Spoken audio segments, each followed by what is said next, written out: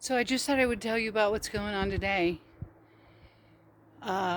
We got evacuated for almost 2 weeks due to the Mosquito Fire, which has burned something like 80,000 acres. The closest it got to our house was 3.5 miles away, but the house is still standing.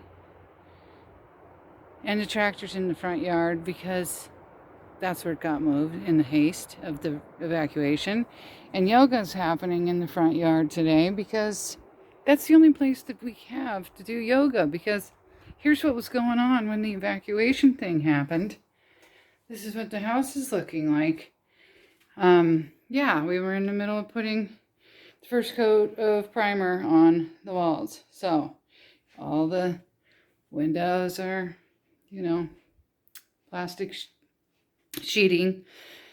And, well, the kitchen's still doing its good kitchen thing. It's fully functional, which is more than we can say for the dryer, which of course broke in the midst of everything some time ago, because that's what dryers do. In through the paper surrounding the doors is still the bedroom, which is a chaotic mess of relocating back to the house.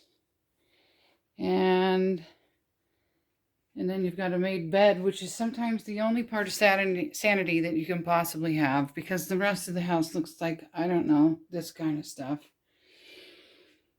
So yeah, it's a little nerve-wracking and crazy-making, but we're still standing.